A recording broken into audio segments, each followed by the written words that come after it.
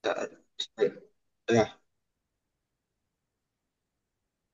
Baik, Bismillahirrahmanirrahim. Assalamualaikum warahmatullahi wabarakatuh. Mohon izin Bapak, mohon izin kami dari kelompok E, izin untuk mempresentasikan hasil diskusi kami mengenai review artikel. Sebelumnya, mohon izin memperkenalkan diri. Saya sendiri Zakia Salsabila Afifi dengan notar 2301110. saya Sriwijaya, Notar 23011004. Saya Dava Aturik Fahrezi, Notar 23011007. Baik, izin Bapak, mohon izin untuk mempresentasikan. Yang pertama yaitu identitas artikel yang kami pilih. Yang pertama yaitu judul. Judul artikel yang kami pilih yaitu An Intelligent Based System Based on Internet of Things for Urban Environment. Kemudian penulisnya yaitu dari M. Mutuselvi, M. A. Abi, V. A. Arti, dan M. S. Devanayaki. Kemudian afiliasinya itu dari Department of Computer Science, University College of Engineering, Nagercoil, India. Kemudian jurnalnya yaitu dari International Journal of Computer Science and Engineering. Kemudian untuk volumenya yaitu volume 7, issue 3 Maret 2019. Kemudian ISSN yaitu EISSN 23472693. Kemudian kami memasuki latar belakang. Seperti yang kita ketahui, teknologi saat ini, apalagi di era globalisasi, itu sangat penting dalam membantu masyarakat mengatasi permasalahan di era globalisasi. Nah, termasuk dalam bidang transportasi publik. Sistem transportasi umum ini, seperti bus, itu dapat memiliki potensi besar untuk melayani kebutuhan masyarakat dari perjalanan massal di daerah perkotaan. Namun, seperti yang kita ketahui juga, banyak orang tuh masih enggan untuk menggunakan transportasi umum, khususnya bis, karena mereka menganggap bahwa bis itu tidak dapat diandalkan, kemudian kurang nyaman dan tidak memberikan efek rasa kepemilikan pribadi, seperti kendaraan pribadi mereka. Nah, masalah utamanya yaitu salah satunya mengenai ketidakpastian informasi yang diberikan, seperti tidak ada pastinya bus itu datang pada waktu jam berapa, kemudian di halte mana, dan lain sebagainya. Nah, kurangnya informasi real time ini membuat penumpang itu harus menunggu lama di halte tanpa kejelasan. Nah, untuk mengatasi beberapa masalah tersebut, penulis mengusulkan sistem mana yang lebih efektif untuk diterapkan pada bus cerdas berbasis IoT, yaitu antara kinerja sistem lama Euclidean dan sistem baru Haverside, yang nantinya dapat mewujudkan sistem transportasi yang lebih maju dan efisien. Nah, permasalahan-permasalahan tersebut, penulis juga mengusulkan sistem yang dapat menggunakan seperti GPS, RFID, dan aplikasi Android lainnya untuk mengetahui waktu kedatangan, kepadatan penumpang, dan lain sebagainya. Kemudian kita memiliki tinjauan pustaka. Tinjauan ini menunjukkan bagaimana sih perkembangan sistem transportasi pintar telah dilakukan, serta kelebihan dan keterbatasan dari masing-masing pendekatan tersebut. Untuk tinjauan yang pertama, yaitu dari Anil Kumar, J. Kadam et al., ini mengembangkan sistem bus pintar itu berbasis IoT untuk kota pintar. Nah, ini menggunakan GPS, kemudian menggunakan rumus Euclidean. Rumus ini merupakan sistem yang lama. Kemudian dari Kaikin et al. Itu merancang sistem pergerakan bus ini menggunakan modul GPS dan GPRS. Kemudian dari Muhammad Umar Faruk et al. Itu mengusulkan atau menyediakan sistem aplikasi mengenai prediksi waktu berbasis GPS dengan data AVL dan GSM. Kemudian dari Ahmed Sayar et al. Itu mengusulkan sistem itu berbasis dengan QR code. Dan Peng Feu Zhou et al. Itu mengembangkan sistem prediksi itu melalui ponsel atau aplikasi Android. Kemudian dari Sujata itu mendesain sistem pelacakan bus berbasis Android menggunakan GPS dan GSM. Nah, dari tinjauan-tinjauan tadi itu menunjukkan bahwa meskipun telah ada berbagai solusi untuk dikembangkan, nah sebagian besar nih masih memiliki keterbatasan, terutama dalam hal akurasi dan real-time tracking.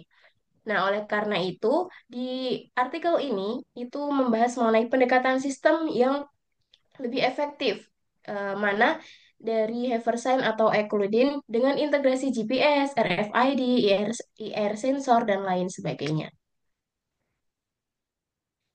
Kemudian tujuan penelitian yang ada pada artikel ini yaitu yang pertama membandingkan kinerja antara sistem lama Euclidin yang telah digunakan dengan sistem baru atau Haverside.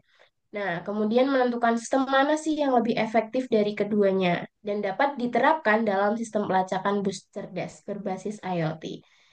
Kemudian dapat meningkatkan kenyamanan dan efisiensi pengguna, serta dapat menciptakan sistem bus cerdas yang akan digunakan untuk selanjutnya.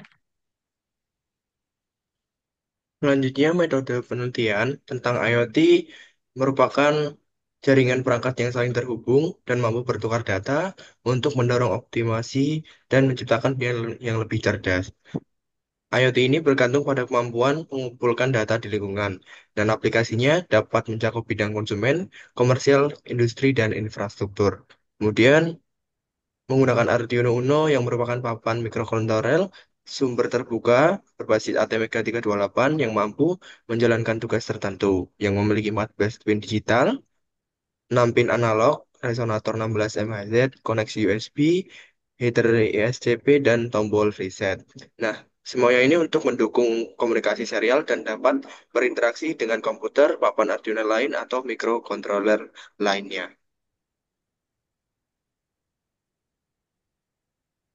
Kemudian, sensor infrared ini digunakan untuk mendeteksi uh, radiasi inframerah yang dilihat oleh mata manusia.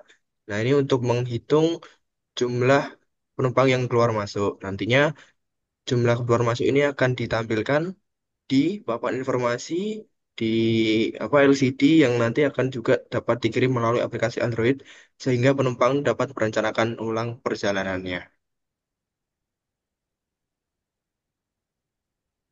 Kemudian GPS digunakan untuk menentukan posisi geografis secara akurat menggunakan prinsip trilaterasi dengan minimal 4 satelit.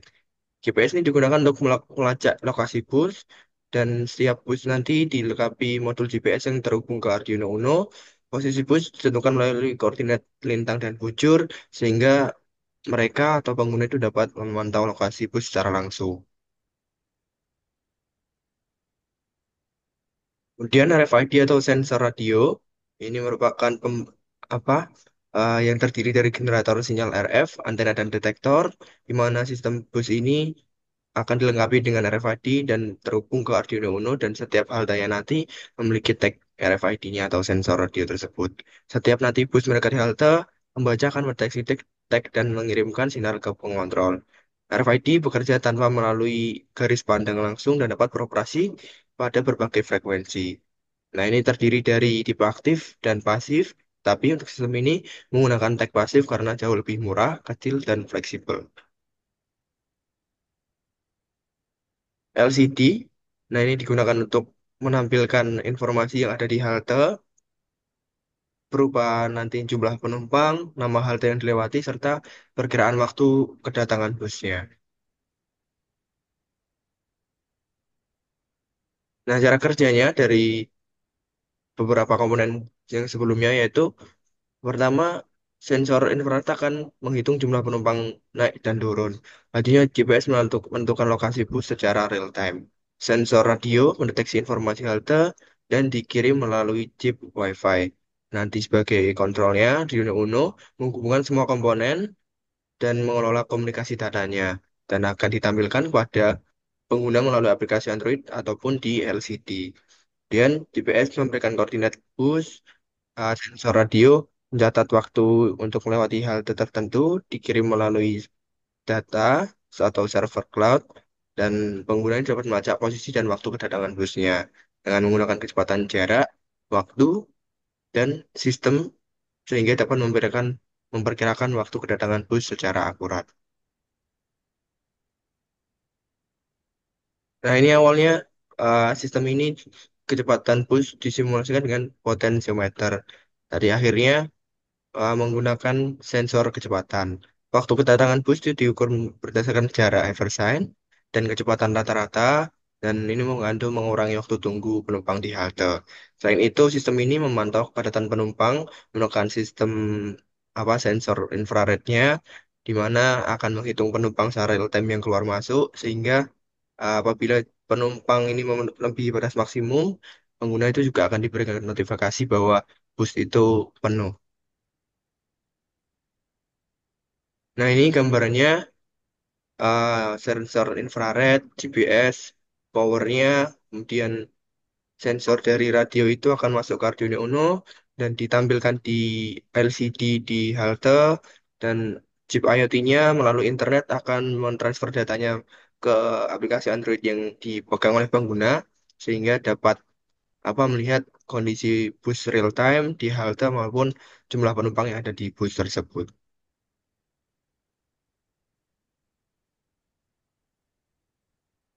Dan masuk ke hasil penelitian. Pada hasil penelitian ini menerapkan interma- eh, implementasi dari bus cerdas berbasis IoT dengan pengukuran jarak eh, yang menilai kinerja pengukuran yang dilakukan dengan perbandingan dua metode, yaitu perhitungan Haversines dan perhitungan Euclidean. Dari pengukuran jarak Haversines dan Euclidean, hasil pengamatan menunjukkan bahwa perhitungan rumus Haversine itu lebih kecil terhadap jarak aktual berdasarkan peta dibandingkan dengan metode Euclidean, karena pengukuran Haversines ini lebih cocok digunakan dalam sistem navigasi yang nyata karena mampu memperhitungkan kelengkungan bumi dibandingkan dengan Euclidean yang hanya menghitung melalui jarak lurus dan datar.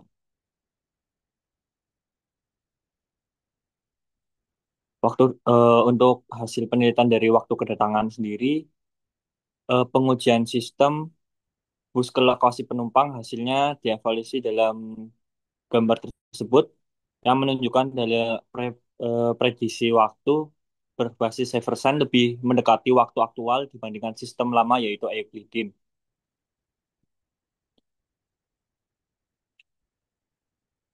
Untuk analisis kinerja, hasil yang cukup mengesankan dari Eversign yaitu akurasi rata-rata 87,0,2%, serta deviasi waktu dalam sistem berbasis Eversign juga lebih kecil dibandingkan dengan sistem Euclidean sendiri.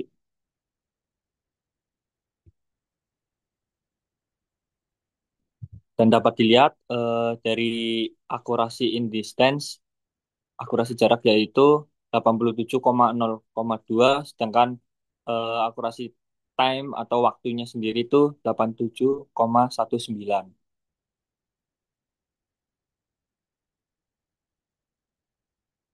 Nah, dari grafik batang yang membandingkan kinerja antara sistem lama yaitu Euclidean dengan sistem yang baru, Everscience, hasilnya secara konsisten menunjukkan lebih unggul sistem Everscience dibandingkan dengan sistem Euclidean.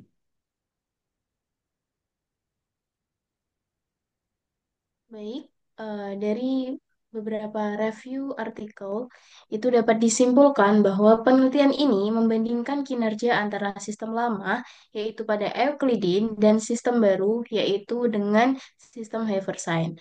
Nah, hasilnya ini secara konsisten menunjukkan unggulnya metode Haversine dalam hal akurasi dan keandalan. Namun, sistem ini tidak hanya berhasil menentukan lokasi bus secara akurat, tetapi juga memberikan estimasi waktu kedatangan yang tepat ketika bus melintasi halte tertentu. Nah, penulis juga menyampaikan bahwa sistem ini memiliki potensi besar untuk dikembangkan secara lebih lanjut. Namun, kita juga harus mengetahui bahwa dalam artikel tersebut itu hanya membandingkan rumusnya saja dan belum diterapkan secara langsung pada sistem bus cerdas, sehingga belum terlalu akurat untuk hasil yang dihasilkan.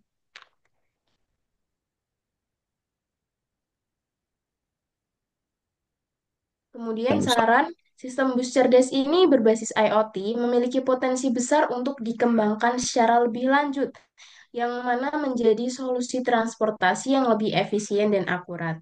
Nah, integrasi-integrasi yang dilakukan atau yang diintegrasikan seperti data lalu lintas real time itu dapat eh, meningkatkan kenyamanan penumpang yang akan menggunakan sistem bus cerdas tersebut. Dengan pengembangan-pengembangan ini, sistem dapat menjadi solusi transportasi publik yang modern, andal, dan berkelanjutan.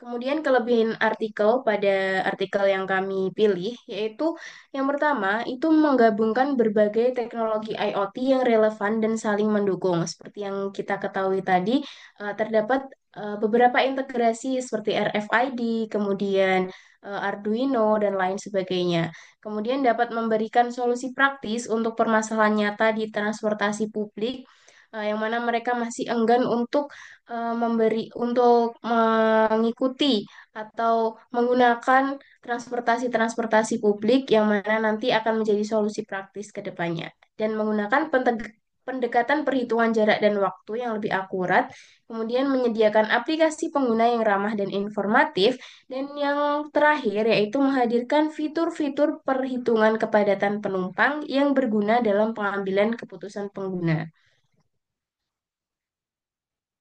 Selanjutnya, kurangan artikel ini hanya diimplementasi pada simulasi skala terbatas, belum secara umum di sektor transportasi itu diterapkan secara langsung itu belum. Sehingga nanti supaya lebih datanya dan lebih valid lagi bisa diterapkan di sistem transportasi yang real secara langsung. Kemudian tidak ada pembahasan mendalam tentang pengaruh kondisi lalu lintas terhadap operasi estimasi waktu dan kedatangan. Nah, tadi tidak tahu nih di ujinya itu pada lalu lintas jam padat atau tidak sehingga tidak tahu ada pengaruhnya tidak terhadap kondisi lalu lintas dengan estimasi waktu kedatangan bisnya. Kemudian aplikasi Android yang dibicarakan itu tidak dijelaskan tentang tampilan navigasi dan user experience-nya. Selanjutnya tidak ada data uji performa secara real time pada jam sibuk, hanya menggunakan satu atau dua sampel saja.